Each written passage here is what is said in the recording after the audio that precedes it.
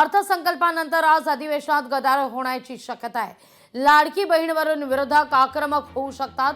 निवडणुकीदरम्यान केलेली घोषणा हवेतच विरली असल्याचा सूर विरोधकांकडून आळवला जातोय। विधानसभेच्या पायऱ्यांवर विरोधकांचं आंदोलन होणार आहे, तर तिथं बनावट पनीर संदर्भात देखील महत्त्वाची लक्षवेधी मांडली जाणार आहे।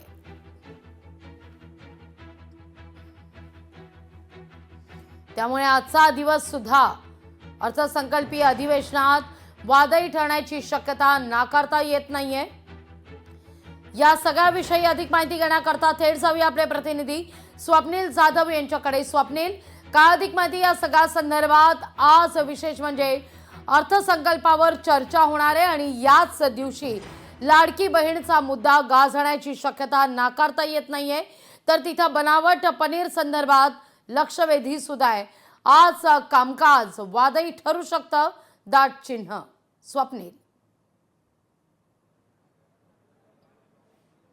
लागवी नक्कीच अर्थसंकल्प अधिवेशनाचा आजचा दिवस जो आहे तो वादळी ठरण्याची शक्यता आहे। एक अर्थसंकल्प सादर केल्यानंतर लाडक्या बहिणींना 2100 रुपयाचा हप्ता देण्यासंदर्भात कुठेतरी घोषणा होईल आणि त्यासाठी निधीची तरतूद होईल असं विरोधकांना वाटलं होतं, जनतेला वाटलं होतं। मात्र पहिल्या अर्थसंकल्पामध्ये या सरकारच्या त्यात कुठेही लाडक्या बहिणीच्या 2100 रुपयाचा उल्लेख नव्हता। त्यामुळे या मुद्द्यांवरून आज खरं तर विरोधक आहेत त्या सभागृहात असतील, सभागृहाच्या बाहेर असतील, गदारोळ करतील, सभागृहाबाहेर पायऱ्यांवरती सुद्धा आंदोलन होईल। मात्र आणखी लक्षवेधी सुद्धा असणार आहेत आणि या लक्षवेधीमध्ये राज्यातील काही गुन्हेगारी असेल, स्त्रियांवरील होणारे अत्याचार असतील, तसेच भेसळ असेल, बनावट पनीर असेल, या संदर्भातील जे काही मुद्दे आहेत त्यावरती सरकारचं लक्ष वेधण्याचं काम हे आमदार, सत्ताधारी आणि विरोधक दोन्ही करतील। मात्र एकूणच आजच्या दिवसभरामध्ये जर मुद्दे पाहिले तर यामध्ये लाडक्या बहिणीचा मुद्दा असेल, शेतकऱ्यांना कर्जमाफी दिली नाहीये त्या संदर्भातील मुद्दा असेल, एकूणच ज्याप्रमाणे महाविकास आघाडीने पहिल्याच टर्ममध्ये ज्याप्रमाणे कर्जमाफी केली होती तशाच प्रमाणची कर्जमाफी ही कुठेतरी महायुती सरकार करेल आणि त्याची घोषणा काल होईल असं